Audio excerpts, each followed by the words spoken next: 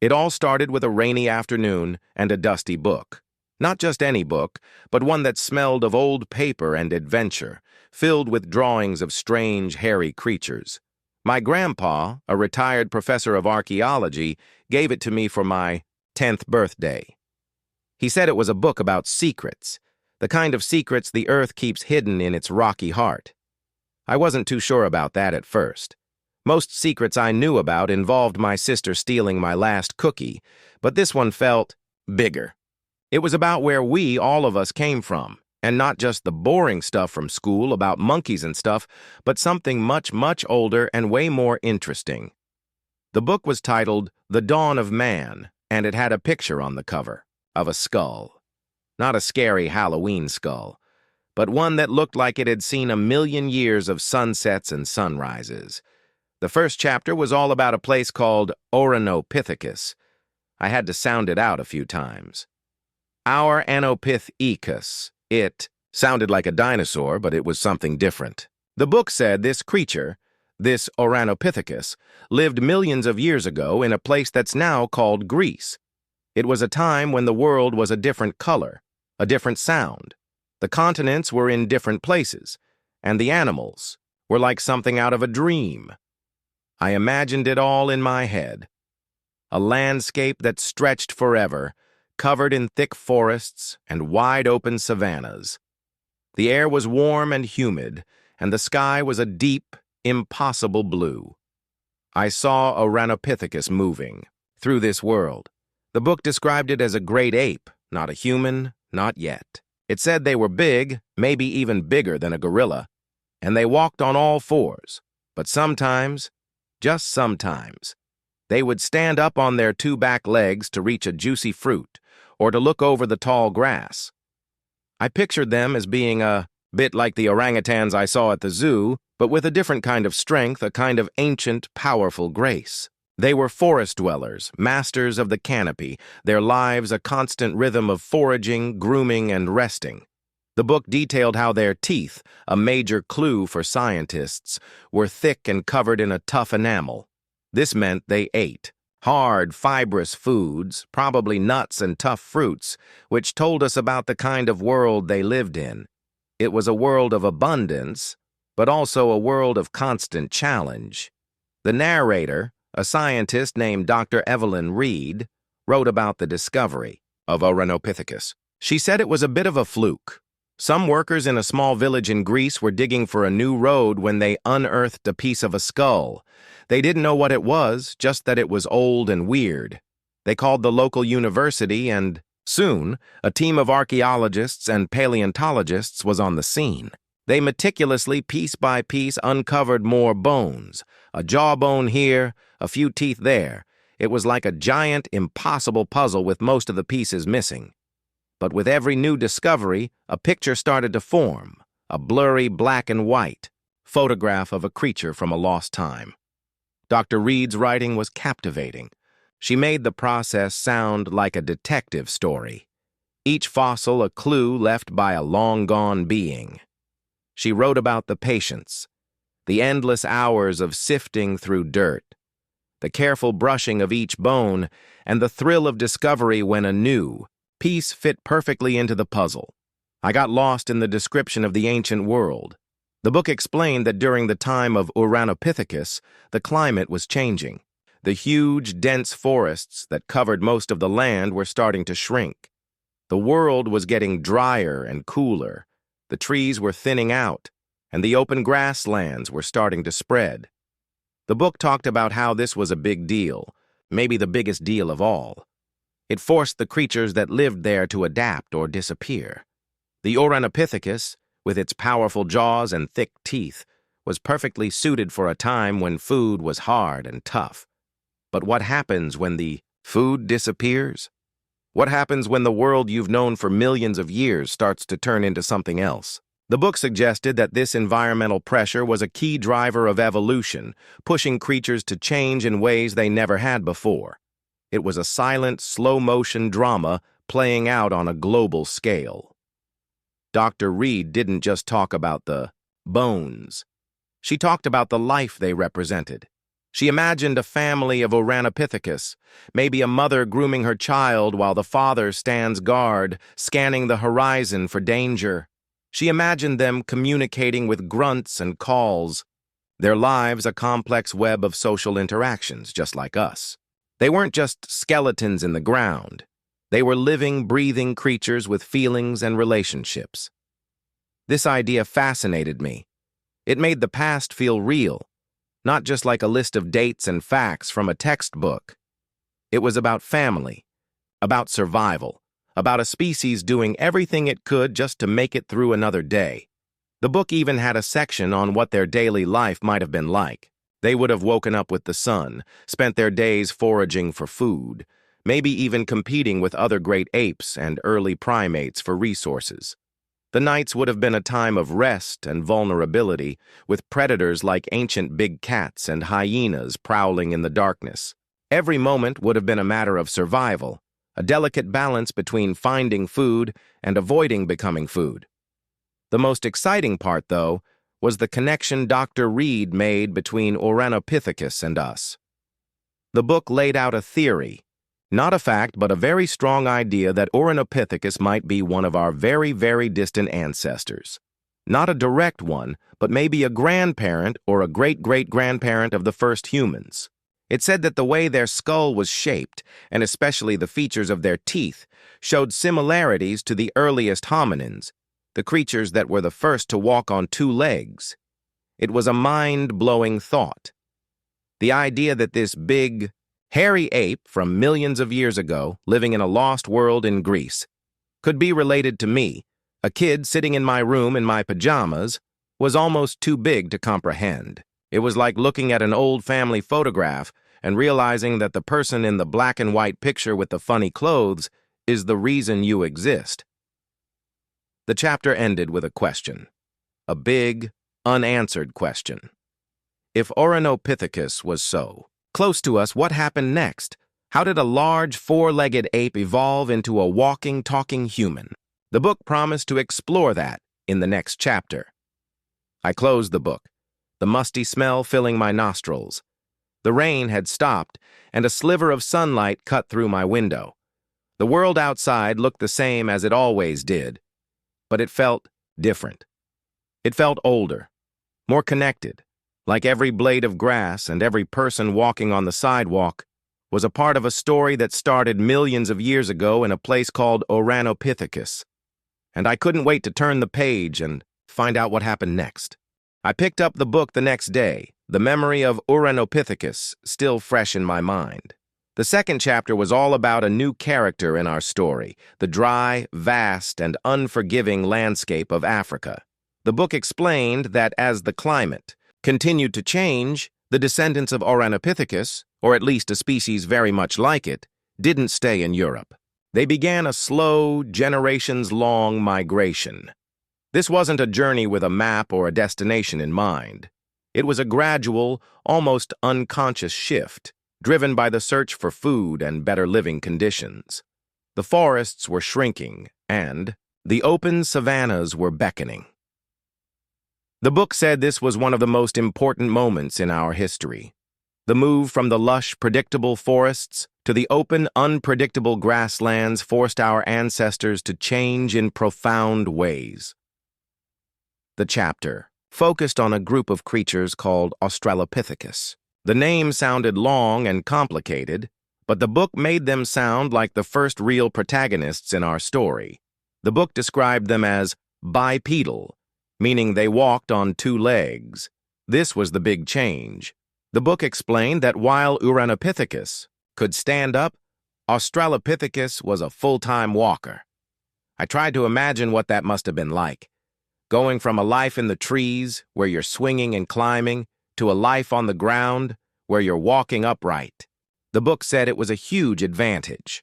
It freed up their hands to carry things, food, tools, even their babies. It also meant they could see over the tall grass, spotting both predators and prey from a distance. The book had a drawing of an Australopithecus walking across a savanna, a look of quiet determination on its face. It looked like a mix between a human and an ape, with a small brain, a protruding jaw, and a walk that was maybe a bit wobbly at first, but still full of purpose. Dr. Reed, the author, wrote about the most famous Australopithecus fossil, a skeleton named Lucy. I had heard of Lucy before in school, but the book made her story so much more personal. Dr. Reed described the discovery by a team of scientists in Ethiopia in the 1970s. She wrote about the sheer joy of finding almost a complete skeleton, a rarity in paleontology. They played the Beatles song Lucy in the Sky with Diamonds to celebrate, and the name stuck. The book said that Lucy's skeleton, particularly her knee and pelvic bones, provided undeniable proof that she walked on two legs. This wasn't just a theory. It was a fact etched in stone, or in this case, bone. Dr. Reed's description of the scientific process was just as thrilling as the discovery itself. She wrote about the careful measurements, the detailed analysis, and the intense debates among scientists. It was a world of intellectual adventure, where a tiny fragment of bone could change everything we thought we knew about ourselves. The book spent a lot of time on the challenges of life on the savannah. It was a harsh and dangerous world. The sun was hot, the water was scarce, and predators were everywhere. The book said that walking on two legs helped them survive, but it wasn't a magic solution. They had to be smart. They had to work together. The book suggested that this is where the seeds of our own social behavior were sown. A small group of Australopithecus would have had to rely on each other for protection, for finding food, and for raising their young. This was the start of the tribe, the family unit that was more than just a group of individuals. It was a collective, a team. I imagined them huddling together at night, a small fire providing a bit of warmth and protection from the lions and hyenas that lurked in the darkness. Dr. Reed wrote about the diet of Australopithecus. She explained that their teeth were still thick, like Ouranopithecus, but they were also more varied. This suggested that they were eating a wider range of foods, not just tough nuts and fruits, but also maybe some meat from scavenging and a lot more plants and roots. The book talked about the importance of tool use.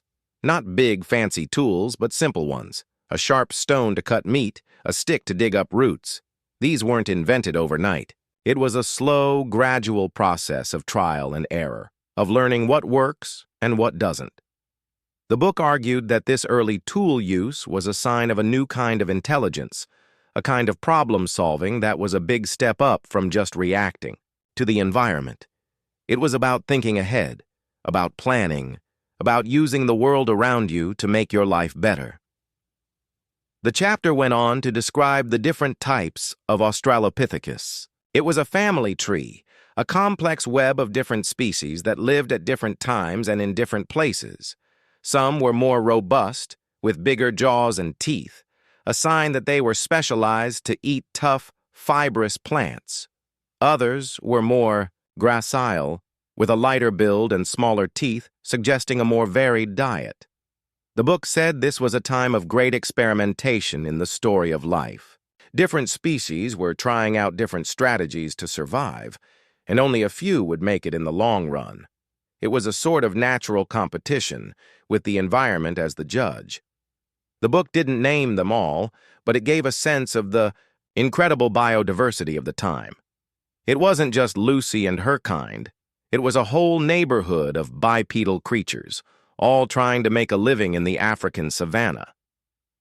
The most powerful part of the chapter for me was the way Dr. Reed connected Australopithecus back to Ouranopithecus. She wrote that while there was a huge gap in the fossil record, the similarities in their skeletal structure, and especially their teeth and jaws, suggested a clear evolutionary line.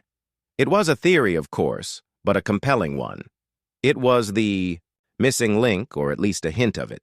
The idea that a species from Greece could migrate all the way to Africa and evolve into the first bipedal ape was a powerful narrative. It was the story of a journey, of a species leaving its homeland and venturing into the unknown, a journey that would eventually lead to us. The chapter ended with the emergence of a new species, one that had a bigger brain and a more refined set of tools. The book called it Homo habilis, the handyman. It was a bridge between Australopithecus and the next stage of our evolution. The book promised to explore the incredible story of how our brains started to grow, how we began to communicate in more complex ways, and how we started to truly shape the world around us. I closed the book, my head buzzing with images of Lucy, of the African savanna, and of the long, winding road that led from Ouranopithecus to a creature that could hold a book and read about its own history. The secrets of the earth, as my grandpa had said, were not just in the rocks and bones, but in the stories they told. And this story, the story of Ouranopithecus and Australopithecus, was just beginning to unfold. The next chapter of the book was all about the rise of the handyman, or Homo habilis. The title made me think of a guy with a toolbox, and in a way, that's exactly what he was. The book explained that Homo habilis lived in Africa around 2.4 million years ago.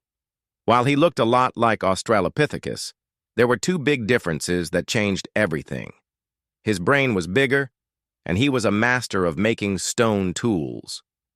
This wasn't just picking up a rock to break a nut. This was a purposeful, skillful creation of a sharp edge.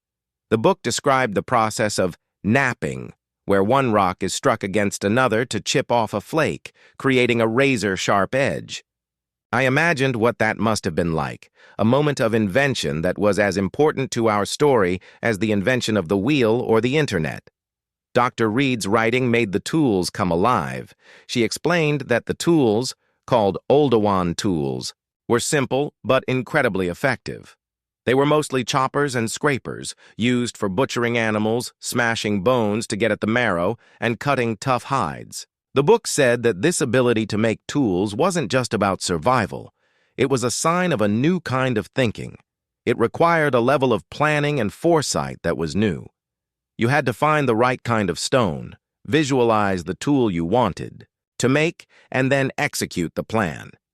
It was the beginning of technology, the very first step on a road that would lead to smartphones and spaceships. I pictured Homo habilis sitting by a river, the sound of stone striking stone echoing through the air, a small pile of sharp tools growing beside him. The book spent a lot of time on the consequences of these tools. With a sharp edge, Homo habilis could access a new source of food: meat. The book explained that they were likely scavengers, not hunters. They would have followed big predators like lions and hyenas, and when the predators were done with their meal, Homo habilis would move in and use their tools to get at the remaining meat and the nutrient-rich marrow inside the bones. The book said that this high-protein diet was crucial. It provided the energy needed to fuel a bigger brain. It was a kind of a feedback loop. A bigger brain allowed for better tool making, which led to a better diet, which in turn allowed the brain to grow even bigger. It was a quiet revolution, unfolding over hundreds of thousands of years. Dr. Reed wrote about the social implications of this new way of life. She argued that tool making and scavenging required cooperation. A group of Homo habilis would have had to work together to scare away other scavengers and to protect their prize. This would have led to more complex social structures, and maybe even the beginnings of a simple language. The book suggested that they communicated with grunts and gestures, a shared understanding that allowed them to coordinate their efforts. It was the start of something that made us truly human, the ability to work together towards a common goal. I imagined them gathered around a carcass, their tools glinting in the African sun, a sense of shared purpose in their eyes. The chapter also touched on the life of Homo habilis. The book said they were still small, with long arms and short legs, a sign that they still spent some time in the trees. They lived in small, nomadic groups, constantly on the move in search of food and water. Their life was a constant struggle for survival, a never-ending cycle of searching, eating, and resting. But unlike the creatures before them, they had a new weapon: their intelligence. They were no longer just reacting to their environment, they were starting to shape it. The book even had a section on their possible shelters, simple structures. made of branches and leaves, a small step towards creating a home. The most fascinating part of the chapter was the section on the link between Homo habilis and Ouranopithecus. Dr. Reed presented a compelling argument that while there were many evolutionary steps in between, the lineage was clear. The powerful jaws and thick teeth of Ouranopithecus had slowly, over millions of years, given way to a smaller face and a bigger skull. The ability to stand on two legs, a rare feat for Ouranopithecus, was now the norm. The rudimentary intelligence of the great ape had blossomed into a mind that could think, plan, and create. It was a story of continuity and change, a long, meandering river that flowed from the forests of Greece to the savannas of Africa. The chapter ended with the transition to the next stage of our story, Homo erectus, the upright man. The book said that Homo erectus was a game changer. He was bigger, smarter, and more of a traveler than anyone who came before him. He was the first to leave Africa and spread out across the globe, carrying his tools and his wits with him. The book promised to explore the incredible story of this global migration and the invention that made it all possible, the control of fire. I closed the book, the image of Homo habilis, the first toolmaker, etched in my mind. He wasn't just a character in a book. He was a part of me, a small spark of ingenuity that had been passed down through millions of years, from the great apes of Europe to the first toolmakers of Africa. And I couldn't wait to see where that spark would lead next. I dove into the next chapter with a sense of excitement. It was about Homo erectus, and the book promised a story of global exploration and a new kind of power. The name itself, Upright Man, was a clue. The book explained that Homo erectus had a skeleton that was much more like our own. Their legs were long, their arms were short, and they walked with a confident, striding gait. This wasn't a creature that spent a lot of time in the trees. This was a creature built for long distances, for journeying. The book painted a picture of a species on the move, venturing out of Africa and into the unknown worlds of Asia and Europe. Dr. Reed's writing made this migration sound like the ultimate adventure story. She described the challenges they would have faced, crossing vast deserts, navigating treacherous mountain passes, and adapting to new climates. But they weren't just wandering aimlessly. They were following the game.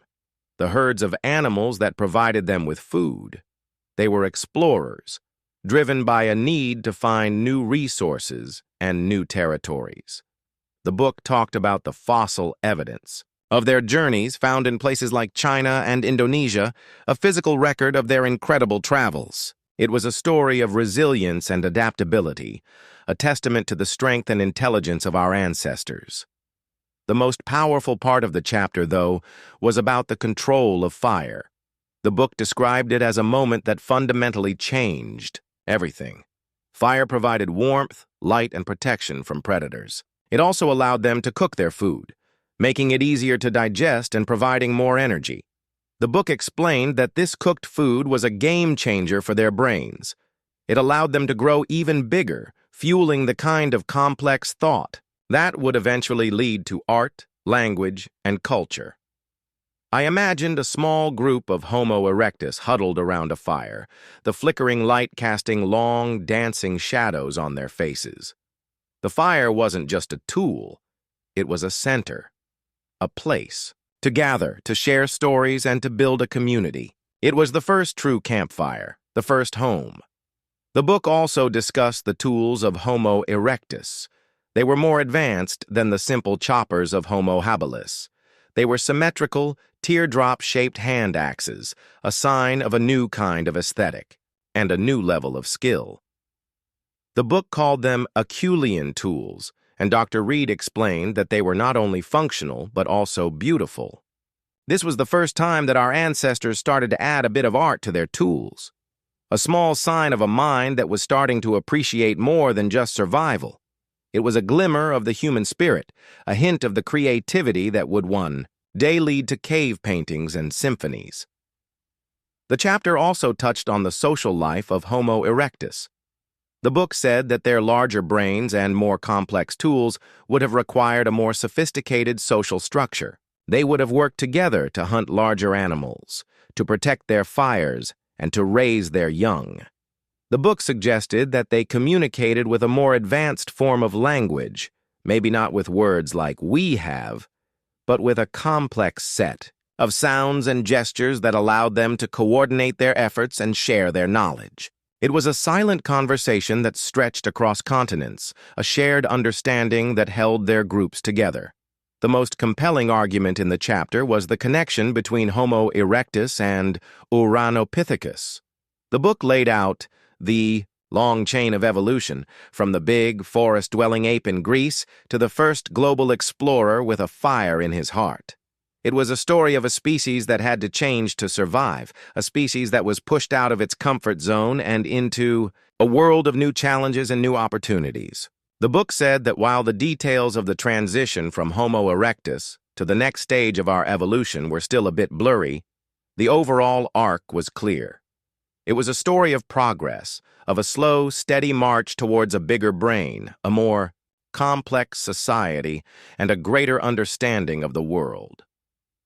The chapter ended with the promise of the next stage of our journey, the rise of the Neanderthals and the emergence of Homo sapiens, us. The book hinted at a period of coexistence, of two different types of humans sharing the same world, and what happened when they finally met. I closed the book, the image of Homo erectus, the first traveler, etched in my mind. He wasn't just a figure from the past. He was a pioneer, a trailblazer who set the stage for all of us, and I couldn't wait to see how his journey ended and how ours began. The next chapter of the book was a different kind of story, a tale of two different types of humans sharing the same planet. It was about Neanderthals and the early Homo sapiens, our direct ancestors. The book explained that Neanderthals were not the grunting, brutish cavemen we see in cartoons. They were a separate species of human, living primarily in Europe and Asia, and they were incredibly well adapted to the cold, harsh climates of the Ice Age. The book described them as being shorter, stockier, and more muscular than us, with a large nose that helped them warm the cold air they breathed. They were a testament to the power of evolution, perfectly suited for their environment. Dr. Reed's writing made me feel a sense of respect for the Neanderthals. She described their lives with detail and empathy. They were skilled hunters, using powerful spears to take down large animals like mammoths and woolly rhinos. They lived in small, tight-knit family groups and took care of their sick and elderly, a sign of a deep sense of compassion and community. The book talked about their sophisticated stone tools, called Mousterian tools, which were more refined and specialized than the hand axes of Homo erectus. They were master craftsmen, each tool a work of art and a tool for survival. The book also talked about the cognitive abilities of Neanderthals. While their brains were about the same size as ours, the book suggested they were organized differently. They were practical and problem-solving, focused on the immediate challenges of survival. They didn't leave behind a lot of art, but they did bury their dead, sometimes with flowers and tools, a sign of a belief in an afterlife or at least a deep sense of mourning. They were not just animals. They were people, with thoughts, feelings, and a culture of their own. Then, the book introduced the other main character of the chapter, early Homo sapiens. The book said that we, too, evolved in Africa, but we were a different kind of human. We were taller and leaner, built for endurance running and long-distance travel. And most importantly, our brains, while not much bigger than a Neanderthal's, were organized in a way that allowed for a new kind of thinking. The book called it symbolic thought. This meant we could think in abstract terms. We could create art and we could tell stories. This was the key difference. We could imagine things that didn't exist, and we could communicate those ideas to others. The book explained how the two species eventually met. As the climate warmed and the African savannas grew drier, Homo sapiens began to migrate out of Africa, following the same path that Homo erectus had taken millions of years before. They spread across the Middle East and into Europe, where they encountered the Neanderthals. The book made this meeting sound like something out of a science fiction novel. Two different kinds of humans looking at each other for the first time. The book said they didn't just fight, they also interbred. The book explained that most people of European and Asian descent have a small percentage of Neanderthal DNA in them, a tiny genetic echo of that ancient encounter. The chapter focused on why Homo sapiens survived and Neanderthals did not. The book presented several theories, but the most compelling one was about our ability to cooperate and communicate. While Neanderthals lived in small, isolated groups, Homo sapiens had more complex social networks. We could share information over long distances, trade tools and ideas, and form larger, more resilient communities. The book said that our ability to think symbolically allowed us to create art and stories, which helped us bond as a group and share knowledge in a way that was more powerful than anything the Neanderthals had. We could think about the future, plan for a changing climate, and adapt more quickly. The book ended the chapter with the disappearance of the Neanderthals. They didn't die out overnight. They slowly, over thousands of years, were absorbed into the larger Homo sapiens population or were outcompeted for resources. The book said that the last Neanderthals lived in remote pockets of Europe and Asia, their way of life slowly fading into history. The chapter concluded with the powerful idea that with the disappearance of the Neanderthals, Homo sapiens became the only human species left on the planet. I closed the book, a sense of wonder and sadness washing over me.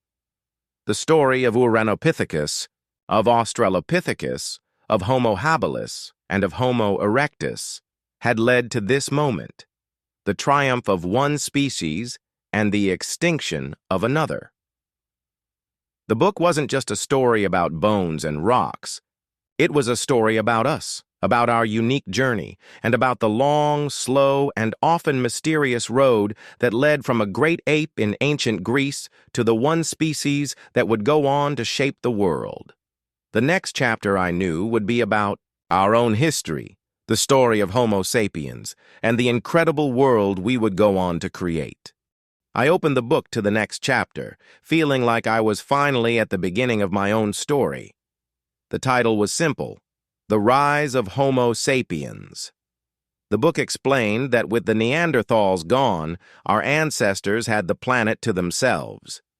This wasn't a sudden burst of power, but a slow, gradual spread across the globe. The book called it The Great Migration, and it was a story of incredible human endurance and ingenuity. Our ancestors left Africa and followed the coastlines, venturing into new continents and new environments. They crossed treacherous seas to reach Australia, and they braved the frozen wastes of Siberia to cross the land bridge into North America. The book made these journeys sound epic and dangerous, a testament to the incredible drive to explore that has always been a part of us. Dr. Reed's writing focused on what made Homo sapiens different, the things that made our journey a success, where others had failed. The book talked about our innovation. We created a wider range of tools, not just for butchering animals, but for 1,000 different tasks.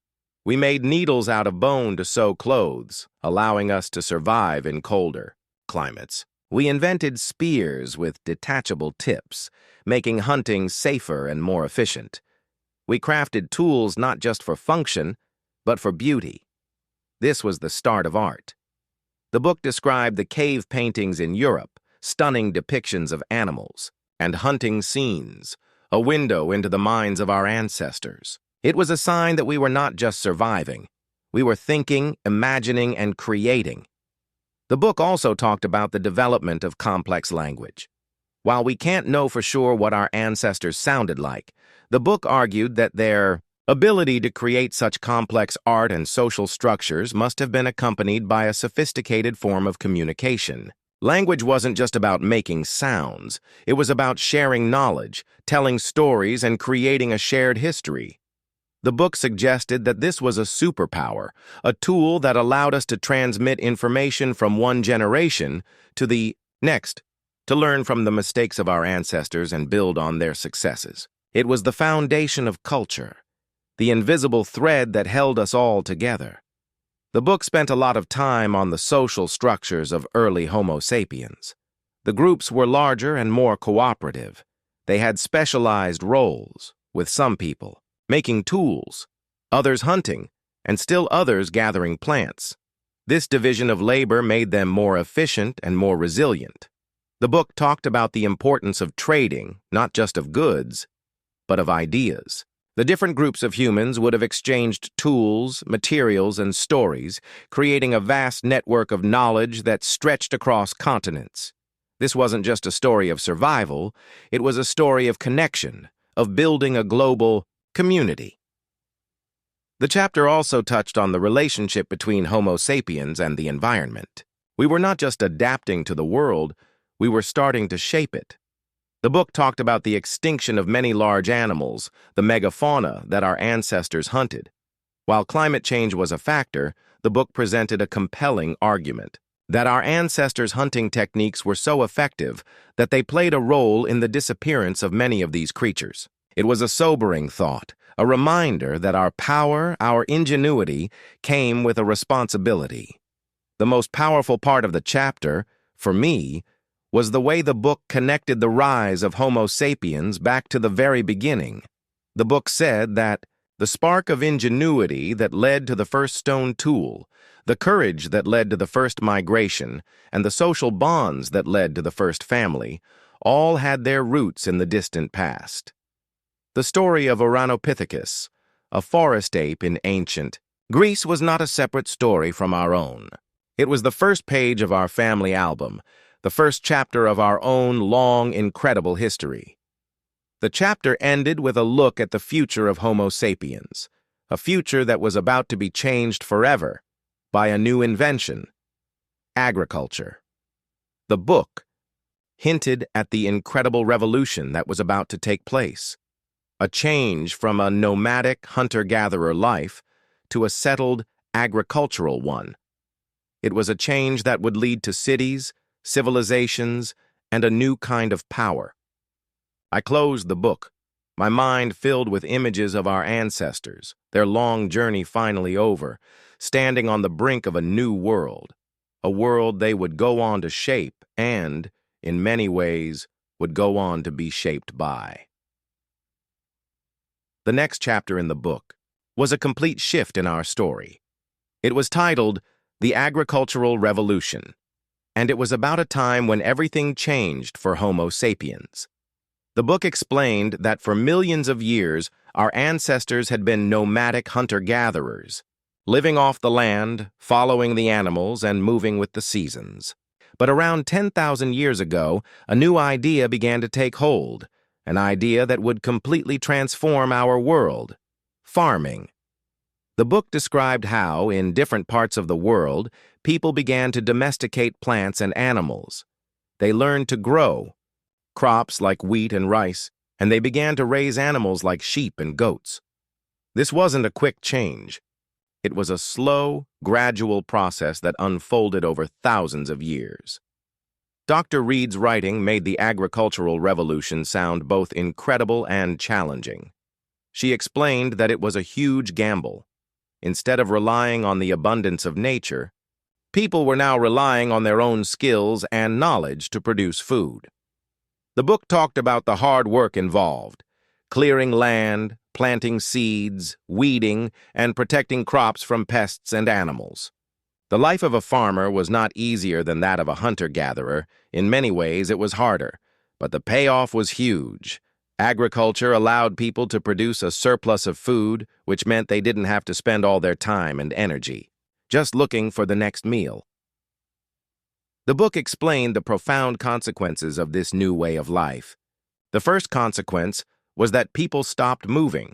They built permanent settlements, which eventually grew into villages, towns, and finally, cities. The book had a diagram showing the growth of a small settlement into a bustling city, with houses, storage buildings, and communal spaces. This was the birth of civilization. It was a radical departure from everything that had come before. The second consequence was the development of new technologies.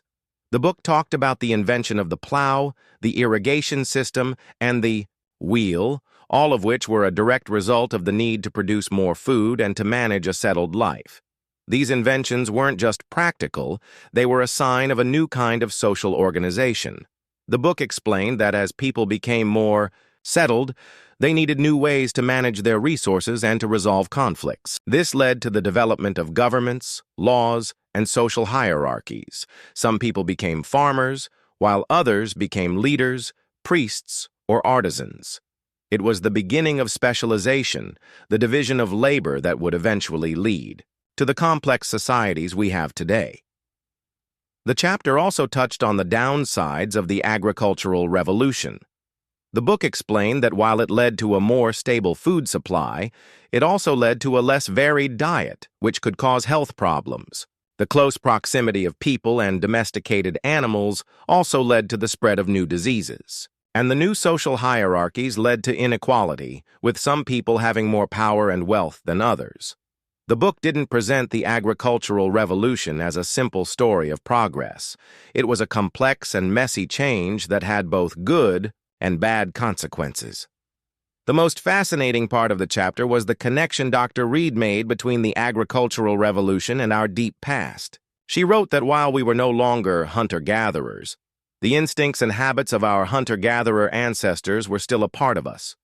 We still have a love for wide-open spaces, a deep connection to nature, and a need for a sense of community. The book argued that the agricultural revolution was not a rejection of our past, but a continuation of the same story of adaptation and innovation that began with the first great apes.